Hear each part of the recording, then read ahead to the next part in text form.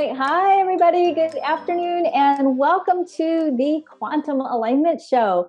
I am Karen Curry Parker. I'm excited to welcome you all here. We are going to be talking today about your chart and specifically about the nature of how you process energy, how that impacts your creativity. We're going to be talking about the 9 centers in human design. And we're going to be talking about the centers not just in the context of openness, which is how we talk about human design a lot. We talk a lot about open centers and the drama of the open centers. We're also going to be talking about some of the things that happen to our centers when they're defined, and hopefully my intention is to give you a little bit of more insight into the way in which your energy operates, the way in which your centers function, and different ways that you can rethink the nature of your unique energy configuration to tap into a higher level expression of your authentic self and support you in creating a life that is the reflection of who you truly are. So welcome, as I said, to the Quantum Alignment Show. This is the Quantum Alignment System. This is an integrated modern approach to human design that looks at not just the mechanics of human design, but the drivers behind why we do what we do and how we can shift and change the perspective of who we think we are and take concrete, integrated, actionable steps to bring out your fullest and your highest potential. This is the human design chart. Either way, you're still going to learn something about it. If you don't have your chart today, you're going to learn something, because this chart is really a blueprint for the potential of the human experience. And the truth is, even though we all have our unique configuration, our unique expression of our human journey in this lifetime, you all actually have all of the chart. And you may relate to elements of the chart, even if you have it colored in or white on your chart when I talk about it, because we are imprinted in the way in which we perceive ourselves in a lot of different ways. I will say, and I'll probably get in trouble someday for saying this, but human design explains a lot. It is a very powerful, insightful tool. It's also a mechanical understanding of how you operate in the world or how you perceive yourselves to be.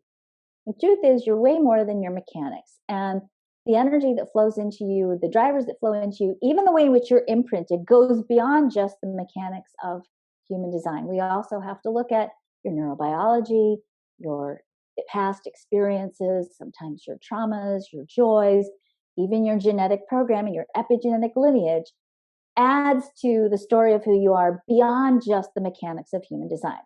But we do have all of the chart. It's just like, if you think about it this way, within the cells of your body, you have the entire human genome. All of the DNA of humanity is contained within you, but you're not expressing the whole genome. You're just expressing the bits that make you, you, right? Human design is very similar to that. We have within us the potential to experience all of the aspects of the human condition, but we tend to, by virtue of our unique configuration, specialize in experiencing certain elements, certain archetypes more commonly as part of our life story than others. But we do have the ability to know all of it through not only our own understanding of ourselves, but through our experience of others. In the human design chart, there are 9 geometric shapes. Those geometric shapes are called the centers. And I'm actually going to go through all of the centers today, provided that I talk really fast and we'll get through it all. But I wanted you to see this because when we talk about human design, we talk about human design being a synthesis of Eastern and Western astrology, the Chinese I Ching, the Hindu chakra system, the Judaic Kabbalah, and quantum physics. The 9 centers are very directly correlated to the Hindu chakra system. And if you're familiar with the chakras, and many of you are, you know that there are 7 chakras, unless you've studied other teachings. There are 7 chakras in the Hindu chakra system. The 9 centers correlate to the 7 Hindu chakras.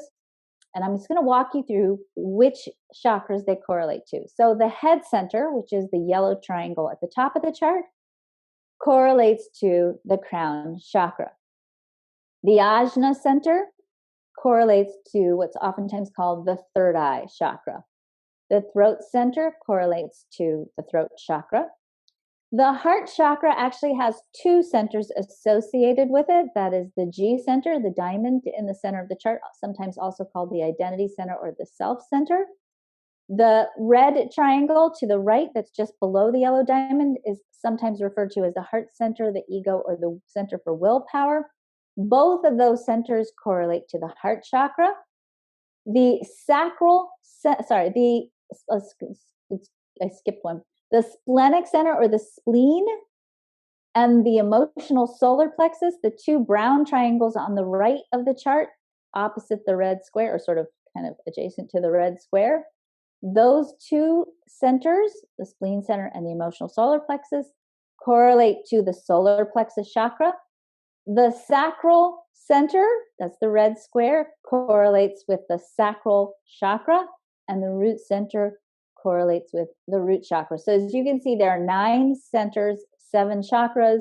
The heart chakra has 2 centers correlated with it. The solar plexus chakra also has 2 human design centers associated with it, the spleen and the emotional solar plexus.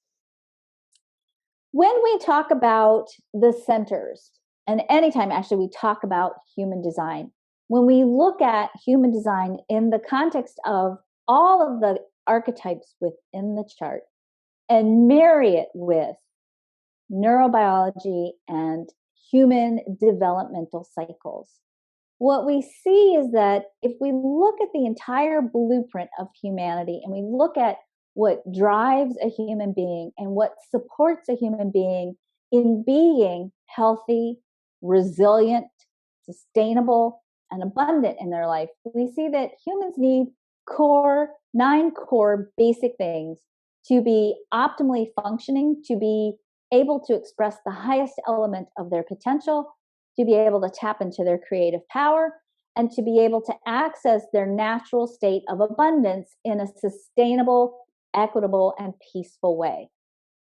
And another way of kind of thinking about this or saying this is that if you took everything that's in the human design chart, if you took the 5 types, the 12 profiles, all the centers, all the circuits, all the channels, all the gates, all the bases, then the tones and the colors and the lines, and you just threw them all in a blender and you mix them up around in the blender, what you would find is that at the root of all of the complex, delicious, juicy, diverse energy that makes us who we are, at the heart of it, there are 9 core things that we all need as human beings in order for us to go out in the world to operate from a place of trust, abundance, possibility, orientation, faith, expansion, and all those good things that make us grow into being the fullest expression of who we are.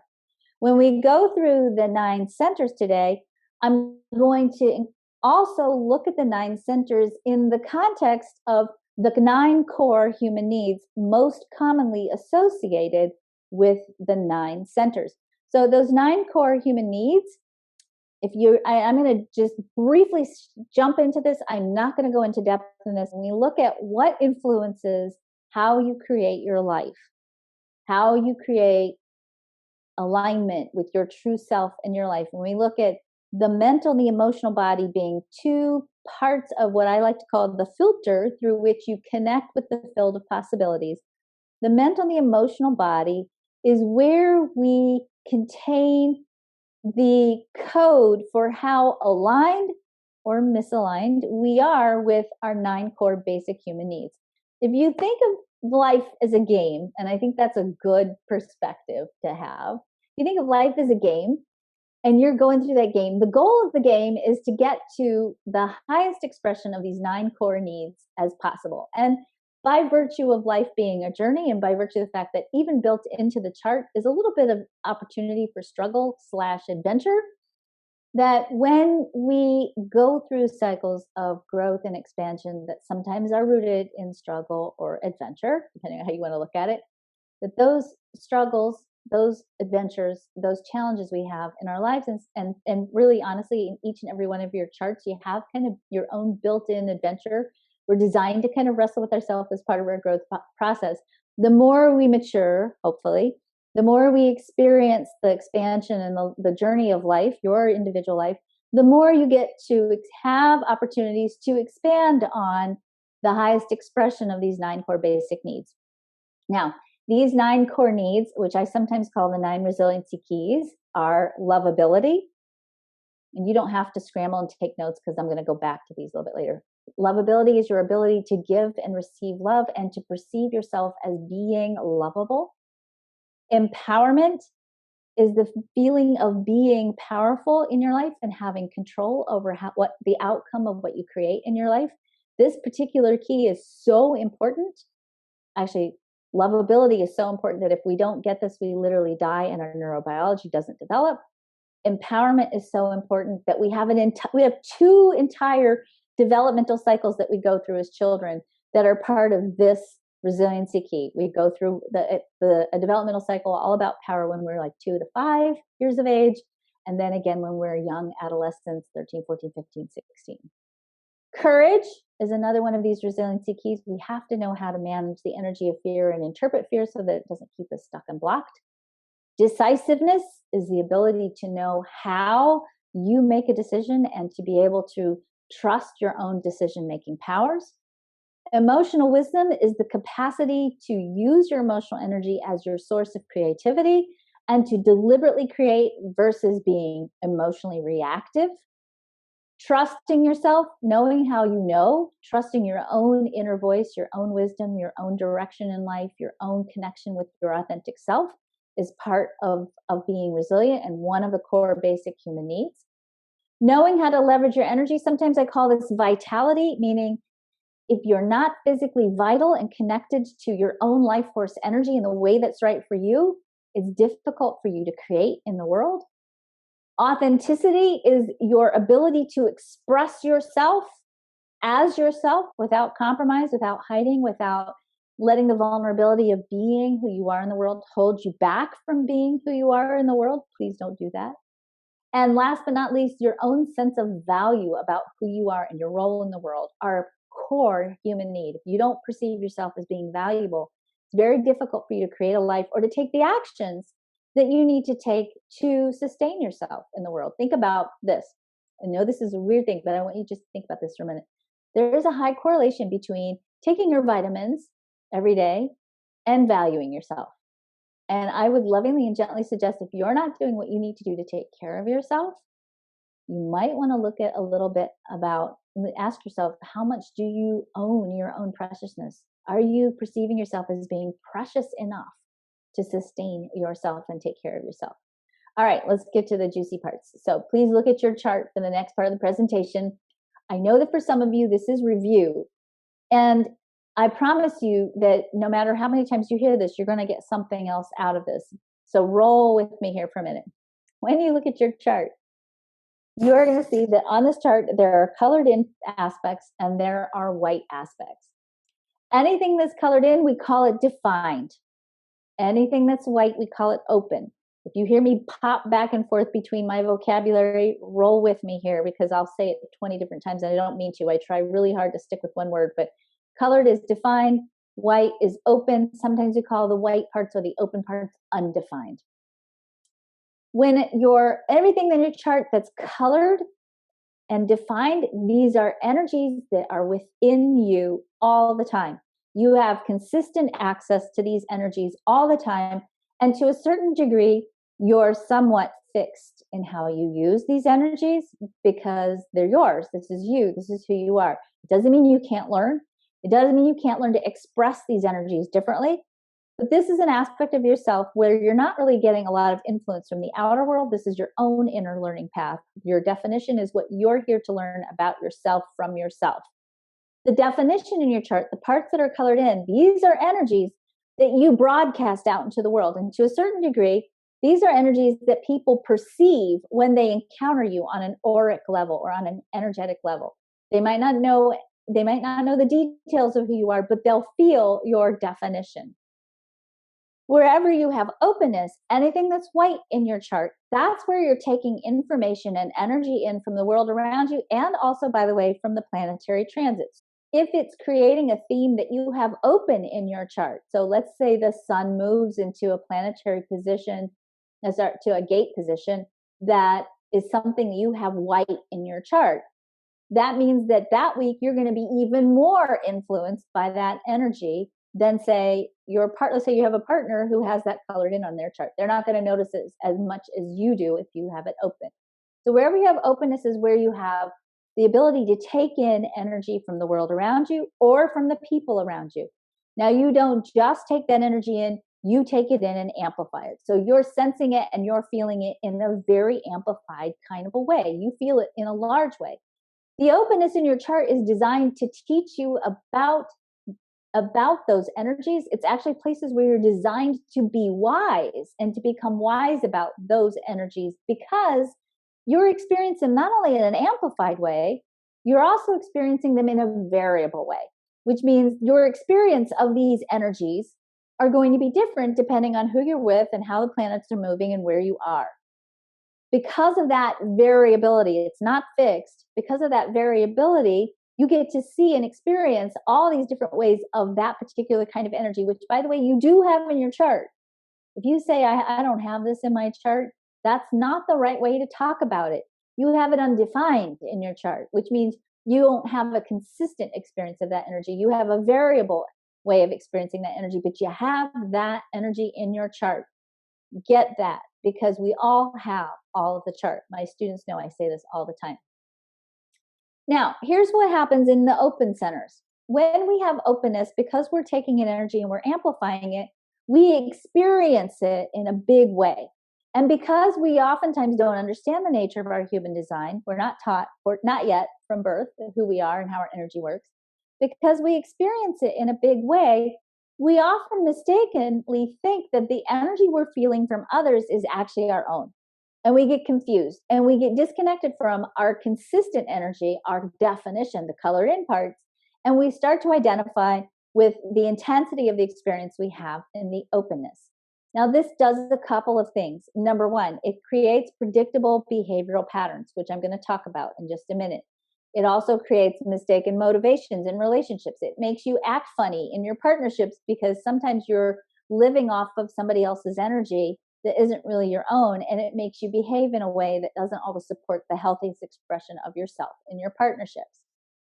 The other thing that happens, particularly in the context of creativity, is when we have openness in our chart, and you'll see as we go through these in a little bit, especially in certain key areas like the head and the ajna, or the emotional solar plexus, or the sacral center.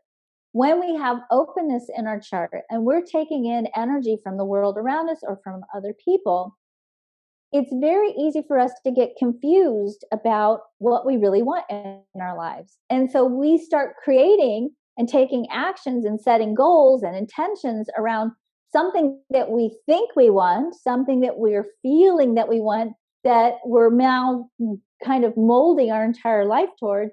And when we get out of that influencing energy, or we take a step back and reconnect with our own energy, our definition, the stuff that's colored in our chart, then we realize that we've been crafting a life or a life path or a goal or intentions or trying to create something that isn't actually really true to us. And I find a lot of times when we're talking about manifesting, or we're talking about abundance, or we're talking about deliberate creation, or setting goals, even, let's keep it non-woo-woo, setting goals, that it's not unusual for you to struggle with, what do I want? Because sometimes we don't know what we want, because what we think we want is actually something we picked up from somebody else's energy field, and it confuses us. Or number two, if you get stuck or blocked, or it seems like nothing's happening, and you think, oh, well, there must be something going on inside of me that's blocking it. It might not be that at all. It might be that underneath all of what you're trying to create or working towards, your higher self is pretty savvy. And your higher self is going, that's actually not who you are. Let's not make that happen. Whoop, take a step back. Let's get connected with who you are. And what do you really want? What's really right for you? What's in alignment with your real desires, your real intention, your genuine life path? So I always like to start this conversation of the centers, which we're going to go talk about the specific centers next in just a minute. I always like to start this conversation with this awareness and this reminding that maybe part of what's going on with you is not that you're stuck or blocked or broken, but that you're trying to create something that you think you want or you think is yours, but it might in fact be from lifetimes of exposure or a current relationship or a current friendship or partnership. It might be from the influence of somebody else's energy on your own energy field that you might be misinterpreting. That's causing you to think you want something that in fact you don't really want, but the people in your energy field do. And so you've taken it in, you've amplified it, mistakenly identified with it, and you're allowing it to direct your life goals, your life intentions, your path. And it might be confusing you and keeping you actually disconnected from what's good and right for true for you. In this next section, get your chart out. I'm actually going to go through all the 9 centers. I'm going to go through the 9 centers in the context of openness. How does this impact you if you have the center open? I'm going to go through these 9 centers in the context of what might happen if you have it defined and how might it influence you. And I'm going to go through it in the context of the 9 core needs, what 9 core needs might not be working well for you if you're struggling with either your definition or your openness. Before I do that, especially when we talk about the definition, traditional human design talks a lot about binary systems, and it communicates oftentimes an understanding of human design that is binary. Binary meaning this or that, A or B, black or white, on or off. And it doesn't give you a lot of options in between the 2 defined points in a binary system. I really think that as consciousness has evolved beyond Newtonian consciousness, beyond formulaic thinking, into the emergence of quantum consciousness, that we cannot look at the human experience as this or that, A or B, on or off, black or white. And in fact, if you look at our emerging world and the consciousness, and even some of the things we've been wrestling with it just in politics in the last few years, we're looking at the possibility that being human isn't black or white, up or down, 0 or 1. It's really a spectrum of potential. And anything that's in the chart, especially when we talk about definition, the colored in bits, anything that's colored in the chart is a spectrum of potential.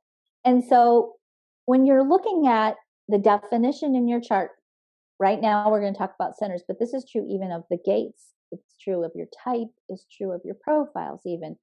You're looking at a spectrum of potential expressions. Everything in this chart is an archetype. And archetypes are really by nature neutral. I say the word father. A father is somebody who identifies as being male, who has children of some way or shape or form, right? So that's a pretty neutral definition. But your understanding of father and my understanding of the word father and my experience of the word father and my husband's experience of the word father and your brother's experience of the word father, all of our experiences and understandings of the word father and all the different ways that the energy of father can get expressed is quite variable. And there is literally a spectrum of potential expressions of father, right? On that spectrum, we have what I like to call the low expression of father and the high expression of father. In your chart, everything that's colored in is an archetype that you have a fixed and consistent way of experiencing. But in that fixedness, because the chart has within it, your life experience has built into it the potential for growth, you always have the option to experience that archetype on a spectrum. So you might experience the energy of something in your chart in the low expression. Let's take the example. I'll show you this example.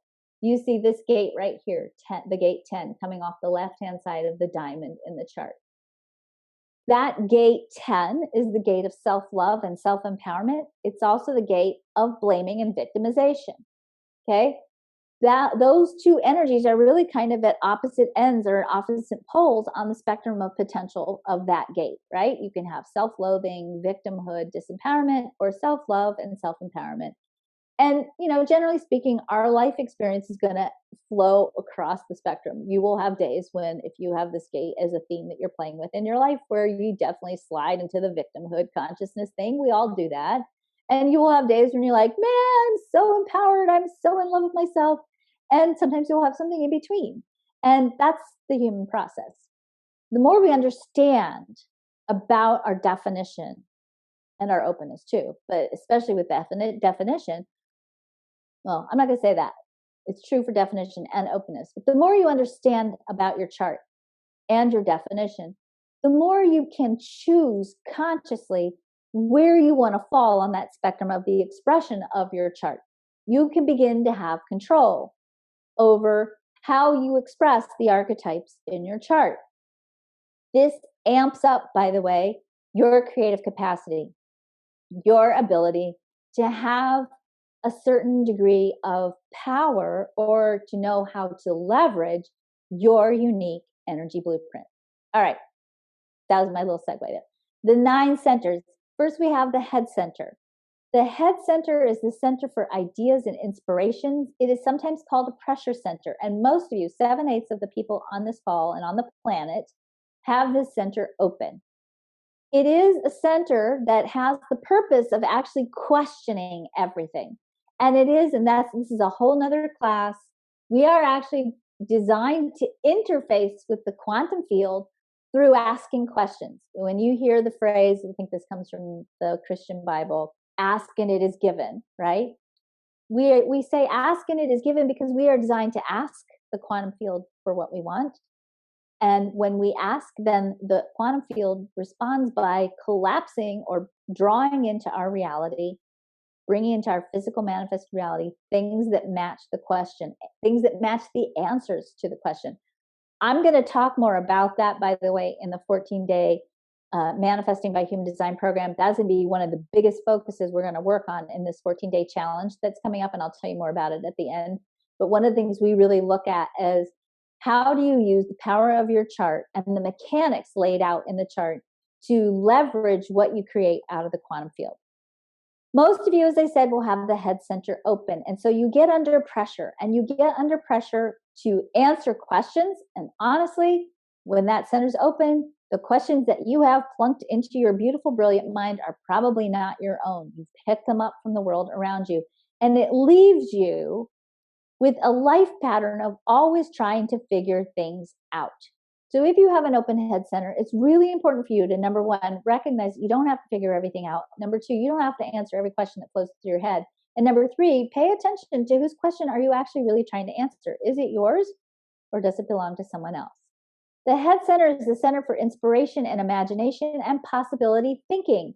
The highest function of this center is for us to have a question, and then while we're waiting for the answer to show up in our outer reality, engage our imagination and our possibility thinking. What would happen if? I wonder what this would be like. What would that be like? Because the power of your imagination actually stimulates your creative capacity, and it actually calibrates the magnetic resonance field of your heart and influences what you attract into your life experience. Your imagination is very, very powerful. So when we say your thoughts create your reality, it's really more that your imagination stimulates your emotions, which calibrates your heart center, which stimulates the electromagnetic field of your heart to draw into your experience things that match your imaginary process. It is, as I said, a pressure center. If you have this center defined, and that's going to be 1/8 of you, it means that you are an inspirational force. It doesn't mean you have to go stand on a stool at the grocery store and inspire everyone. It means that your presence is energetically inspiring. People will be inspired energetically by your presence. And your path in life, part of your life path is to inspire others. Now, when it comes to manifesting and deliberate creation, the defined head center is really not much of a bugaboo. When you have this open, particularly if you have it open and you are subject to the pressure, you're constantly trying to figure things out, come up with the answer, figure things out, figure out how am I going to do this, how am I going to do this, how am I going to do this, and you start rationalizing, you get stuck in that head center, you may find that you also struggle with decisiveness because it's hard to make a decision if you're using your mind. And you may struggle with self-trust. You might not trust your own thoughts and your own inspirations or your own direction that your mind is telling you should be taking, because you shouldn't be following your mind. There are other ways to make good and powerful decisions, like follow your human design strategy for your human design type. The ajna center is the center for conceptualization. This is the place where we take thoughts and inspirations and possibilities, and we really begin to concretize them and turn them into more concrete, third dimensional thought forms. The perfect role for the ajna is to latch onto a thought and to hold onto it and stay connected to it. It can be somewhat fixed if it's defined. It can be somewhat fixed in the way in which it thinks about things. If you have the center open, the gift that you bring to the world is you have the ability to see an idea or a possibility from 360 degrees. You can see around ideas, you can see possibilities, you see things from multiple different perspectives. And that's a gift, you guys. That's a gift. But we are trained from the start, especially if you study deliberate creation materials, we are trained to visualize and to hold on to your goal and see that goal and don't mutate away from that goal. Stick to it and hold your vision.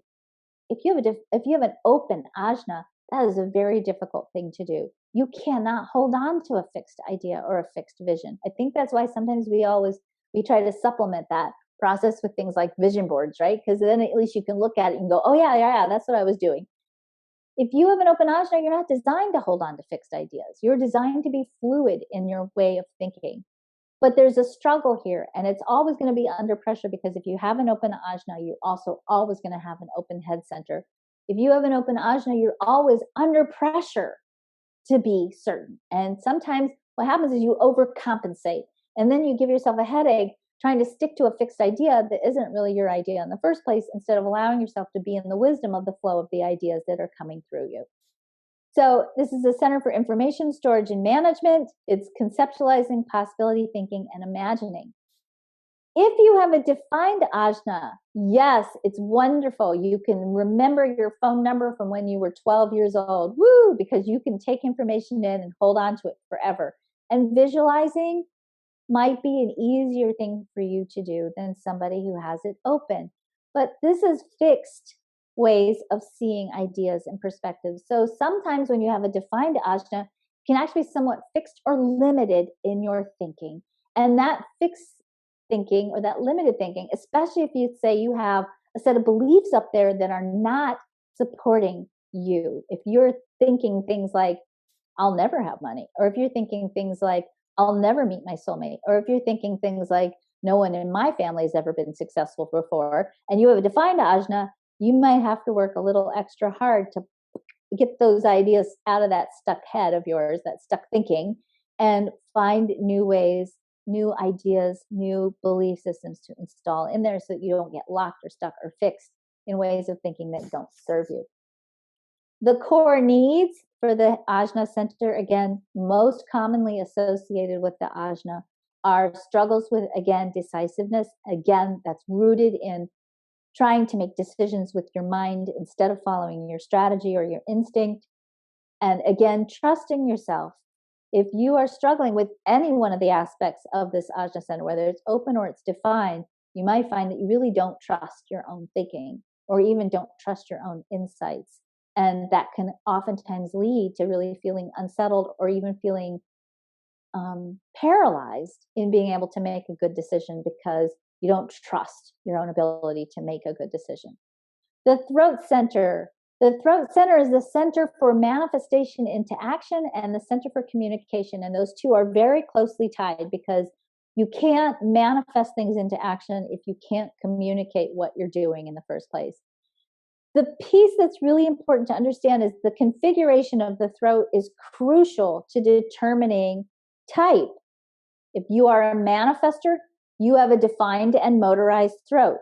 If you are a manifesting generator, you will also have a defined and motorized throat, meaning you have a throat that's connected to an energy center that's a motor. If you are a generator, you will have possibly a defined throat, but you will have a non-motorized throat. That means anything you create has to come from waiting. If you are a projector, you will have either an undefined or a non-motorized throat. That means, again, anything that you create has to be in some way involves in some way some kind of waiting, something from the outside of yourself. If you have a reflector, you always have an undefined throat. The challenge here is, if you have an open throat or an undefined throat or a non-motorized throat, meaning if you're a generator, projector, or reflector, you will always be struggling for recognition, because The non-motorized and or the open throat, the generator, projector, or the reflector, needs to be seen or recognized before they can be heard. And if you have had a lifetime experience of struggling to be seen and heard because you haven't been trusting the trajectory of your energy path and your life path, and you haven't been waiting for the right people who get the value of who you are and the value of what you're here to communicate. If you haven't been waiting and you've been pushing because you've been trained to push, because you've learned that, okay, they don't hear me right now, I'll get louder. Or they're not hearing me right now, but I'll wear really bright clothes. Or they're not hearing me right now, but I'll do something inappropriate. This is middle school, right? I'll do something inappropriate to get attention. I'll be the class clown, and then everybody will see me and hear me and recognize me. Oftentimes, when you have an open throat or a non-motorized throat, you have a lifetime pattern of doing things to be seen instead of doing what you really want to be doing. Doing things to be seen instead of doing what you really want to be doing, because that recognition is so crucial. By the way, it's not about ego and being seen.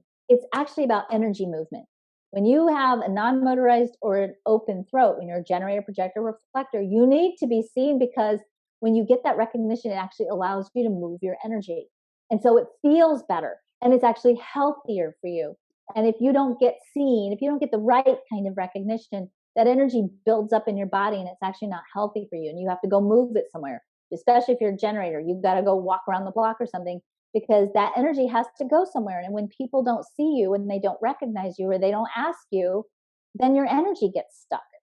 Okay, so it's really important for you, especially for my generators, projectors, and reflectors, to follow your strategy so that you can move your energy more correctly and take care of your body. So as I said, it's the center for communication and manifestation. We say manifestation because it's about how you manifest. The way in which you manifest is going to be determined by how your throat is configured.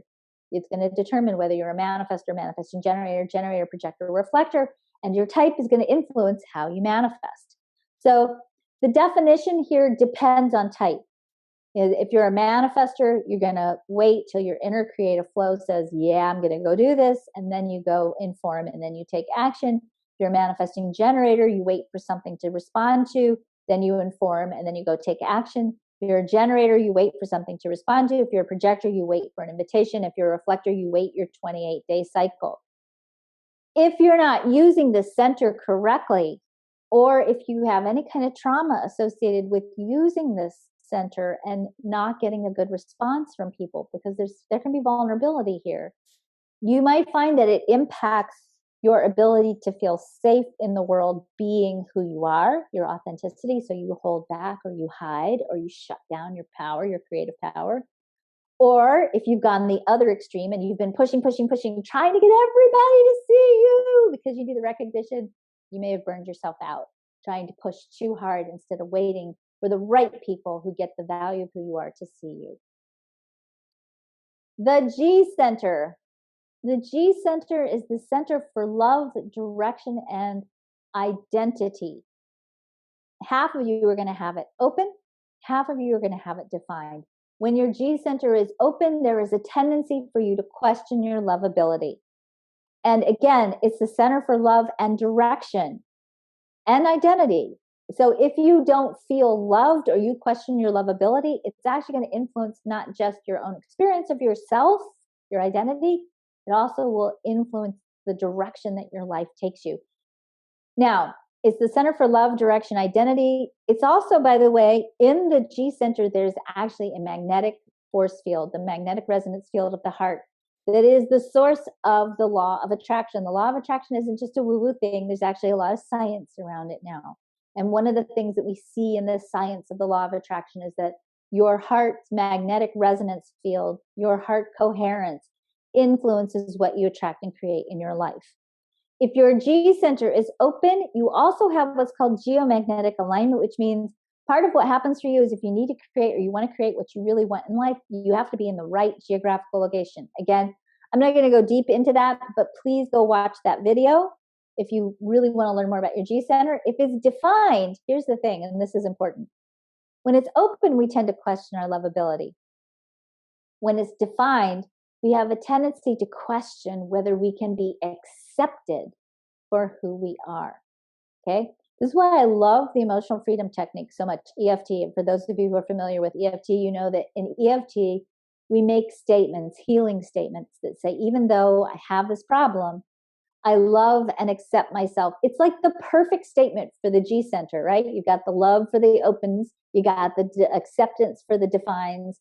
And it basically says, I can love and accept myself. And when I love and accept myself, my life direction, G center, center for direction, takes me where I need to go to continue to live out the full expression of my love, my self-love, and my self-acceptance. If you are struggling in any way, shape, or form with the themes of the G center, you may find that the core needs that it impacts are your sense of lovability, your ability to be decisive, to know how to make the decisions that are right for you. It may actually impact your courage. You may get afraid, and the fear of being yourself in the world may hold you back.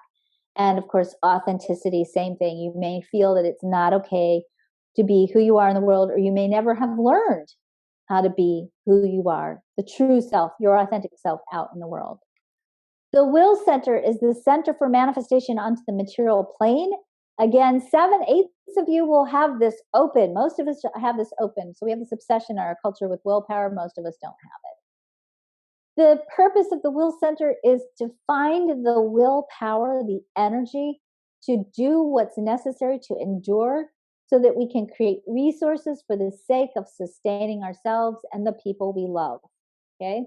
It's all about being able to do what you need to do to take care of yourself and your loved ones. And ultimately, the highest expression of the will, for whether it's defined or open, is to surrender your ego, your personal self, to the place of service to the greater whole. But I have to add a big but here. That's not martyrdom. It's not about sacrificing yourself to the greater good of the whole. It's about allowing yourself, sustaining yourself, taking care of yourself so that you can be available to be of service to the greater good. When it is open, we have a tendency to do what we do in life in order to prove our value. Okay? We tend to try to prove our value or our worth. When it is defined, here's the place where we run into trouble with the defined will center when it comes to manifesting. Okay, if you're trying to prove your value, you're probably doing a lot of stuff that you really don't want to be doing, but you think if I do this, if I just do this, people are going to get my value, right? When this center is defined, this center, when it's defined, has cycles. It has deep need for cycles of rest. It's not like, oh, I'll rest later when I get this done. It's like you need to have consistent cycles of rest and renewal when you have the center defined. And if you're not taking those cycles of rest, if you're pushing through those cycles of rest, the tendency with the defined will center is to burn out big time. And when you burn out, by the way, and this is true of any place where burnout, the potential for burnout shows up in the chart. When you burn out, and that's true, there's so many different ways that we can burn out. If you burn out, you will not manifest anything. You will be in manifestation dead space. Not because you're stuck, broken, because you suck, because the universe doesn't love you, but because the universe loves you so much that it wants you to rest. And so nothing's going to happen because you need to take care of yourself and rest. So if you're feeling like, okay, I'm in manifestation dead space, if you don't know what to do, take care of yourself. Rest, nurture yourself, and do your best to stay out of worry because worry burns energy and burns you out even more. Core needs associated with the will center include vitality, not burning out, self-worth, self-value, and empowerment. How much power do you perceive you have over your world? The spleen is a very interesting center. It's the center for instinct, for timing, and for survival. It is really our intuitive awareness or our instinctive awareness that gives us the pulse that we need to feel to get information necessary to make decisions about survival. So when you go outside in your front yard and you live in Colorado Springs in a valley or in a canyon somewhere, and you go out in your front yard and there's a drought and there's bears in your front yard, and you go and you feel afraid, that's your spleen, your instinct center saying, whoa, time out, be aware. Something is here that's affecting the potential for survival. That's the purpose of fear. Fear is the impulse that says, hey, we need to take some action here to ensure that we survive. But we're very complex. We're not really instinctive beings anymore. We're not animals. We don't function from instinct. We function from a mix of instinct, intuition, and consciousness. And because of that, that impulse, that fear impulse sometimes gets very confusing for us as humans. And we tend to drop into fears and get paralyzed in fears that have nothing to do with our survival. And that, in fact, oftentimes hold us back from doing the things that over the long term would make our survival much more joyful, right? So, because the spleen doesn't like change, it likes consistency, it likes to know what to expect. When you have an open spleen, there's a tendency for you to hold on to things for longer than you should, including dysfunctional patterns, old thoughts and behaviors, and old fears. Sometimes, and this is true whether this is open or defined, there is paralysis due to the complexity of human consciousness. I talked about that. Sometimes we get paralyzed in fear here. Here's the thing that's so interesting about the defined spleen and how this can sometimes really impact you when you're talking about creating what you want in your life. The defined spleen is so fixed in how it processes immunity and timing that sometimes it misses the flow and the intuitive, instinctive impulses that it's being sent. The open spleen has a lot of variability in how it experiences intuition and instinct, and it can be very empathic, very open, very sensitive. The defined spleen sometimes is so locked into, this is the one way that I know. This is the one way I understand my intuition. This is the one way I understand my instinct. And it happens within this time frame and I get stuck in it. That you may sometimes with the defined spleen miss the cues about the flow of life and what's being shown to you and what's being revealed to you. So that, in terms of manifesting, that can be some aspect of the defined spleen that can hold you back from really being in the flow and seeing in that dance that we do with the outer reality what's really coming your way. The core needs for the spleen are self-trust and courage. The emotional solar plexus, this is, I'm going to keep this super simple. When it is open, you're empathic. You feel other people's feelings. And what happens oftentimes when you have an open solar plexus is you become afraid to deal with truth and consequences. And you make choices around keeping everybody else happy and trying to please everyone. It's sort of the perfect storm for being quasi-codependent. The solar plexus is the most creative energy in the chart. It is about feelings, and it is ultimately about knowing what the feeling is when things feel right. And it has clarity when things feel right.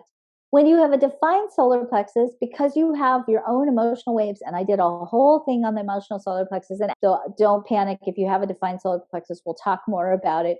But the struggle when you have it defined is a struggle for clarity. And when you don't understand the nature of your emotional energy and you have a defined solar plexus, you can sometimes be rather reactive instead of deliberate in what you create. And so it creates sort of an emotional reaction that can sometimes make you make decisions that are disappointing. The core needs here for the solar plexus, if you are struggling with either understanding your own inner emotional terrain, if you're defined, or you're making decisions for the sake of others, if you have this open, the core needs that can get triggered here is the core need of courage, emotional wisdom, empowerment, or decisiveness. Sacral. The sacral center is the center for workforce and life force energy. If you are a manifestor, projector, or reflector, this will be undefined. If you are a generator or a manifesting generator, you will have this defined. When this center is open, you are taking in workforce energy and life force energy, and you are amplifying it. And what happens oftentimes is it feels really good in the short run. You become a superhuman in a short run if you're a manifestor, projector, or reflector. But oftentimes what happens is you don't know when enough is enough. You can take in so much energy that you forget, oh, this isn't mine. And you forget to stop and you forget to rest and you push and you push and you push until you ultimately burn yourself out. Again, as I said, you're burned out, all bets are off. You're going into manifestation dead space because the universe loves you. It doesn't want you to have anything to do. It wants you to lay on the couch until you restore yourself back to your natural energy flow. If this is defined for you, what happens a lot of times is you don't understand and trust that this is part of your authority and your decision making. If you're a generator, this is key. This is your golden compass, okay? Your sacral will tell you what you need to do and how you need to do it and when you need to do it. If you don't trust your sacral, if you're a generator type, what will happen is you won't respond. So you'll make decisions in a way that's not right for you, and you won't make the right decisions, and you'll get frustrated and you'll quit. And that quitting will keep you from creating what you really want in your life, because you're not going about creating it correctly and allowing yourself to respond to what shows up. The core needs of the sacral include decisiveness, courage, vitality, and empowerment. I'm on the last one, Cindy. Last but not least, the root center. The root center is also a pressure center. When it is open, you get under pressure, and it's adrenalized pressure. So it's the pressure to get things done so that you can be free. And if you have an open root, you are perpetually making a to-do list, and that to-do list never stops. It never ends. It's ever going. So if you have an open root center, it's really important to learn to ask yourself, what's the worst thing that could happen if I choose to not do this right now? And 99% of the time, it means nothing bad is going to happen. It's okay for you to take a breath and chill, and to trust that in the morning, you'll still have the pressure to get it done later, and nothing bad will have happened in the meantime. When it is defined, it operates with a pulse. This is the drive or the pulse for doing. This root center is the drive or the pulse for doing. And when it's defined, okay, when it's open, it's like do all the time, right? When it's defined, you're designed actually to wait for the right pulse. And that pulse is a pulse that's involved with timing. It gives you a pulse, an energetic adrenaline pulse that says, now is the right time to take action. Now is the right time to go do something, whatever that is, depending on, and however you get to it, because your strategy is going to determine what it is that you're doing or how it is that you're doing. But the pulse gives you that extra drive for doing.